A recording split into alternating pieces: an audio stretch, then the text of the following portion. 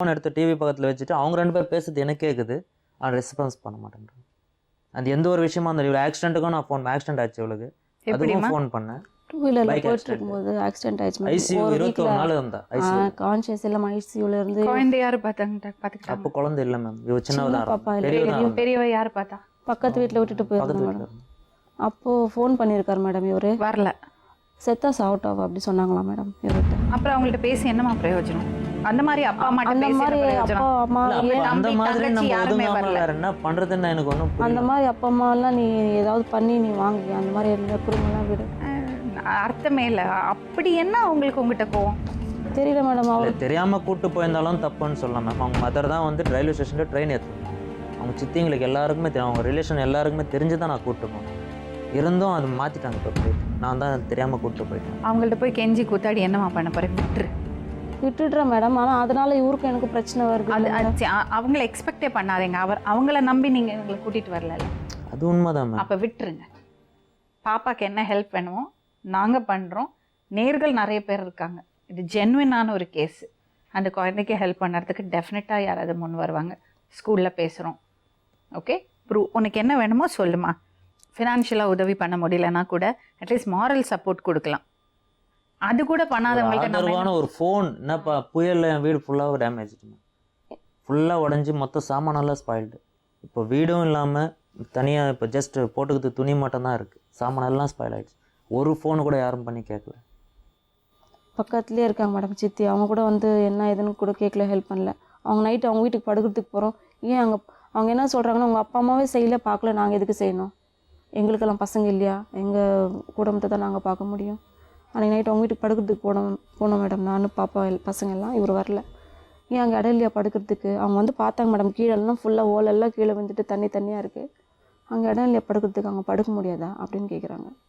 நம்ம எல்லா வசதி இருக்கிறது குடும்பத்திலேயே வந்து ஒரு மாரல் சப்போர்ட்டுக்கு, இல்லைன்னா ஒரு வேளை நமக்கு ஏதாவது ப்ராப்ளம் இருக்குன்னா ஒரு சின்ன ஹெல்ப் வேணும்னு நம்ம எல்லாம் ஆசைப்படுறது தானே. அதான் மேடம். ஒன்றுமே இல்லாமல் தனியாக இருக்கிறது இருக்குல்ல. அதுவும் இவங்க கேஸில் இன்னும் ஜாஸ்தி இன்செக்யூரிட்டி. என்னன்னா இது வந்து அவளுக்கு செகண்ட் திருமணம். அது அவன் நிலைமையை யோசிச்சு பாருங்களேன். சரி, நீ புரிஞ்சுக்கோ. ரொம்பவே நான் எல்லாமே புரிஞ்சுக்கின்னு அட்ஜஸ்ட் பண்ணி தான் மேடம் போகிறேன். அவரே கேளுங்க, நான் எவ்வளோ அட்ஜஸ்ட் பண்ண போகிறேன். சரி, பாப்பாவுக்கு என்ன பண்ணணும் பாருமா. பாப்பாவை நல்லபடியாக படிக்க வைக்கணும். அவன் மனசில் என்னதான் இருக்குன்னு தெரியல மேடம். அப்படி ஒரு மாதிரி எப்பவுமே இருப்பான், படிக்க மாட்டான். இவருக்கு என்னன்னா இப்போது அவர் என்ன சொல்கிறாருன்னா, நான் கஷ்டப்படும் போது கூட எனக்கு சப்போர்ட் பண்ணும். எனக்கு வேணாம். போன வருஷம்லாம் அந்த பொண்ணுக்கு ஃபீஸ் கட்டல, இந்த வருஷம் கூட கட்டல. அவளுக்கு ஏதாவது ஒன்று பண்ணுறாங்களா உங்கள் வீட்டு சைட்லேருந்து? எல்லாமே என்னையே எதிர்பார்த்தா. ஆனால் இவங்க என்ன சொன்னாங்க தெரியுமா எங்கள் பேரண்ட்ஸு? நீ ஃபஸ்ட்டு போய் கல்யாணம் பண்ணிவிட்டு வாப்பா, நான் உனக்கு எல்லாம் செய்கிறேன்னு ஒரு வார்த்தை சொன்னாங்க மேடம். அது இப்போ கேட்குறாரு மேடம். அவர் எனக்கு செய்யணும் கூட நான் கேட்கல. அவளுக்காக தானே அவங்க பார்த்து கல்யாணம் பண்ணி வச்சப்போ தானே. அப்போ அந்த பொண்ணுக்கு ஏன் அவங்க பண்ண மாட்டேன்றாங்கன்னு என் கூட இதுதான் மேடம் எப்போவுமே சண்டை. பாப்பாட்டு பேசிட்டு வந்துடுறேன்.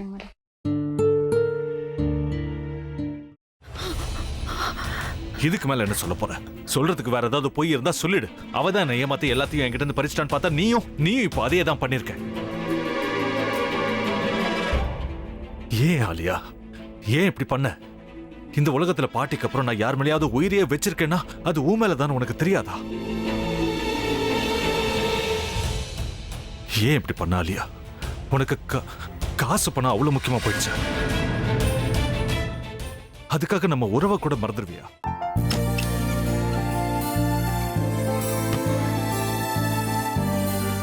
சக்தி ஒரு நிமிஷம்.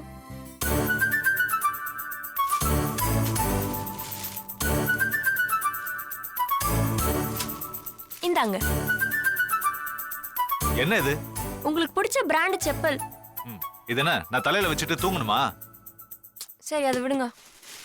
இங்க பாத்தீங்களா, டைம் பீஸ். இதோட அலாரம்க்கு தான் நீங்க டெய்லி எந்திரிக்கணும். அதெல்லாம் என் மொபைல்ல இருக்கு. முத்து, முத்து, என்னடி இவன் முத்துன்னு ஒருத்திய உருவாக்கி விட்டா? செல்வியை மறப்பான்னு பார்த்தா எப்ப பார்த்தாலும் முத்து முத்துன்னு கூப்பிட்டு இருக்கான். முத்துவ கூப்பிட மட்டுமா செய்யறான்? முத்துவ வச்சு என்னென்னமோ செய்யறான். நாம தான் இழிச்சவாய் மாதிரி வேடிக்கை பார்த்துட்டு இருக்கோம். என்ன முறைச்சு என்ன பிரயோஜனமாயா? உனக்கு வேற குரல் போயிடுச்சு. அடுத்து அவ செல்விய கூப்பிட்டானா என்ன பண்ண போற? உன்னுடைய விருப்பப்படியே நீ ராமநாத வீட்டு மருமகளா வாழ போற. கண்டிப்பா என்னுடைய ஸ்தானத்திலிருந்து அவன் உன்னை நல்லா பார்த்துக்குவான் அம்மா. டேய், அவரை பத்தி தான் உனக்கு தெரியும்ல.